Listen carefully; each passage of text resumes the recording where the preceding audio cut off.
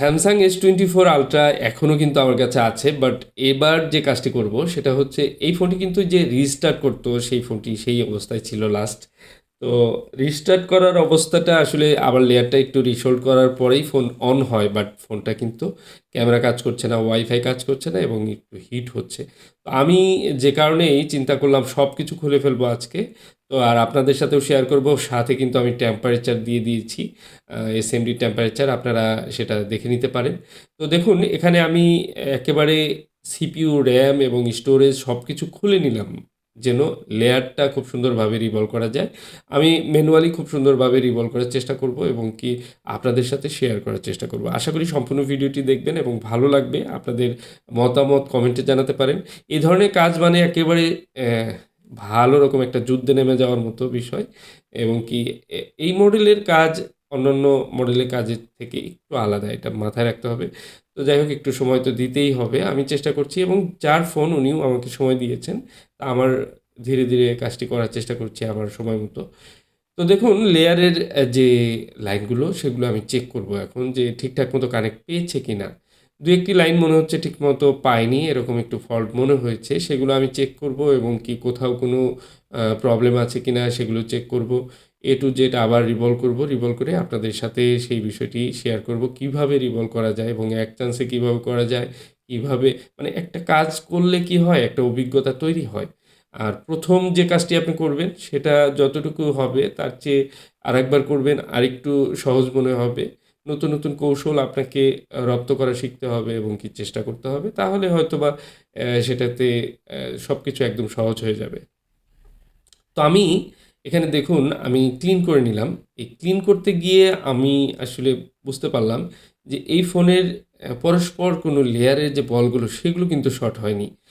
এই যে দেখুন, আসল শর্টটি আমি খুঁজে পেয়েছি। এখানে একটি 2.8 ভোল্টের লাইন এটা। এই লাইনটা ক্যাপাসিটরের এক প্রান্তে গ্রাউন্ড, আরেক প্রান্তে ভোল্টেজের লাইন। তো এই পরস্পর দুটি লাইন শর্ট থাকার কারণে কিন্তু আমার এই ফোনটির কিন্তু ক্যামেরা বা অন্যান্য যেমন ওয়াইফাই কাজ করতো না। ওয়াইফাই সেম একই ভোল্টেজ এখানে গিয়েছে। সেই ভোল্টেজটি ব্লক হয়ে যাওয়ার কারণে এই ফোনটির কিন্তু ওয়াইফাইটাও কাজ করতো না। তো যাই হোক, এটা একটা মানে রীতিমতো যুদ্ধক্ষেত্রে নেমে যাওয়ার মতো কাজ এবং কি সেটা করছি আপনাদের সাথে শেয়ার করছি।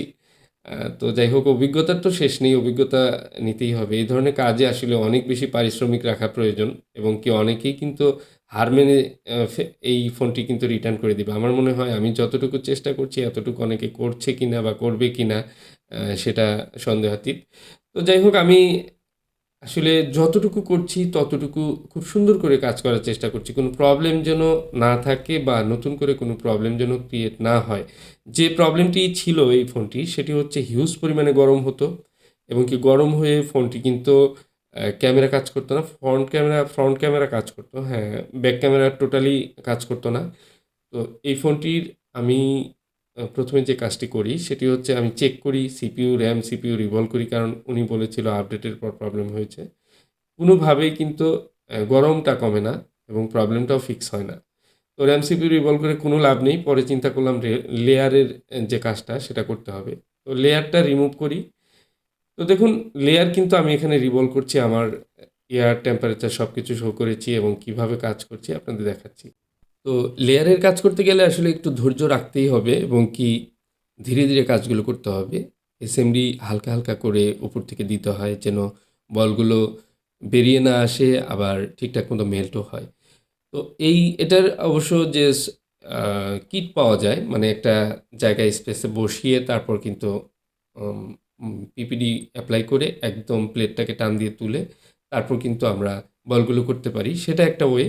আর আমি যে ওয়েটা এখন করলাম সেটা হচ্ছে একেবারেই মানে কোনো বল যেন সরে না যায়, যথাস্থানে বলগুলোকে আমি মেল্ট করে দিয়ে তারপর কিন্তু প্লেটটা তুলেছি।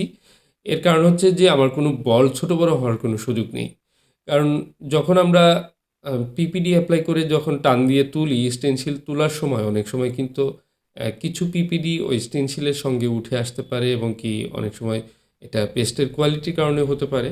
সেক্ষেত্রে বল ছোট বড় হতে পারে, একটু এদিক সেদিক হয়ে যেতে পারে, পরস্পর শর্ট হয়ে যেতে পারে বা একটু ঝামেলা হতে পারে। তো আমি এখন যেটা করলাম একেবারে খুব সুন্দরভাবে আমি বলগুলো করে নিলাম। কোনো বল ছোট বড় হওয়ার সুযোগ নেই, জাস্ট সিপিইউ রিবলের মতোই এটা করে নিলাম। এবার আমি প্রথমে এই লেয়ারটা ইনস্টল করছি। লেয়ারটা ভালোভাবে লাগিয়ে নেওয়ার পর আমি র্যাম, সিপিইউ, স্টোরেজ যা যা আছে এগুলো কিন্তু রিভলভ করে আবার ইনস্টল করব। তো এর কারণ হচ্ছে দেখুন আমার এই ফোনটি একেবারে ঠিক হয়েও হচ্ছে না। এই সমস্যাটি আসলে যে প্রবলেম ছিল, শর্ট ছিল। আহ, একদম প্রথমে যে গরম হতো সেটা শর্ট ছিল। শর্টটি ক্লিয়ার হওয়ার পর ফোনটি প্রপার অন হচ্ছিল না, সেটা যাও অন হলো। এবং কি লেয়ারের মনে হচ্ছে বলটা প্রবলেম মনে হয়েছিল, খুলে দেখি যে না, একটা ভোল্টেজ লাইন ক্যাপাসিটরে, মানে এই যে কি হয় আমরা যে পিপিডি অ্যাপ্লাই করি, পিপিডিটা গুঁড়া গুঁড়া হয়ে অনেক সময় বল তৈরি করে বিভিন্ন পার্টসের চিপায় চাপায় গিয়ে আটকে যায়। এই প্রবলেমটা কিন্তু হতে পারে, এটা কিন্তু মাথায় রাখতে হবে। একটা ভোল্টেজ লাইনে যদি গ্রাউন্ডের সাথে গিয়ে আটকে থাকে তাহলে কিন্তু সেটা শেষ, মানে সেই ভোল্টেজটা ব্লক হয়ে গেল। তো এরকম একটা অ্যাক্সিডেন্ট এই ফোনটাতে হয়েছিল, যে কারণে কিন্তু ফোন অন হলেও ফোনটা কিন্তু প্রচুর গরম হতো এবং ওয়াইফাই কাজ করতো না, ক্যামেরা আসতো না। ক্যামেরার লাইনে যাওয়া মাত্রই কিন্তু মূলত ক্যামেরার যে ভোল্টেজ লাইন 2.8-এর ভোল্টেজ লাইন, সেই লাইনটাই শর্ট হয়েছিল। এবং কি এবং এই ফোনটার ক্যামেরায় গেলেই তখন একদম ফোনটা বন্ধ হয়ে যেত। তো এই প্রবলেমটা ওই লাইনটা শর্ট হওয়ার কারণে হয়েছিল, যেহেতু ফিজিক্যালি আমি সেটা দেখতে পেয়েছি এবং সেটা ক্লিয়ারও করলাম। তো এবার আমি লেয়ারের রিবলিংটাও খুব পারফেক্টভাবে করে বসালাম মাদারবোর্ডটা, এবং সিপিইউ স্টোরেজ যা যা আছে আবার পুনরায় রিভলভ করে ক্লিন করে বসিয়েছি। তো এবার ভোল্টেজ লাইন বা অন্যান্য কিছু ভিপিএস লাইনে আমি দেখে নিলাম, বা ভিভ্যাটের যে কানেক্টর সেটা দেখে নিলাম কোনো শর্ট নেই। ফোন ডাইরেক্ট অন করার চেষ্টা করব এবং দেখি অন হয় কিনা। প্রথমে চার্জার কানেক্ট করি।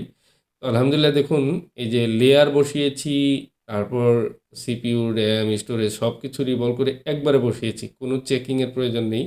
ডাইরেক্ট অন করেছি ফোন, এবং ফোন তো দেখতে পাচ্ছি অনও হচ্ছে। তো ফোন অন হয়ে গেল। এবার সব কিছু ঠিক হয়ে যাওয়ার কথা, দেখুন ওয়াইফাইটা কিন্তু এবার লাইট জ্বলেছে, মানে ওয়াইফাই ঠিক হয়েছে, ওয়াইফাই কানেক্ট হয়েছে। এবং কি ক্যামেরায় যাচ্ছি, বাট ক্যামেরা কিন্তু ফ্রন্ট ক্যামেরা এসেছে, ব্যাক ক্যামেরা একটা ইয়েলো কালার, কারণ হচ্ছে আমি ট্যাপ লাগিয়ে রেখেছি। তো ব্যাক ক্যামেরায় তারপরেও ফেল দেখাচ্ছে। তো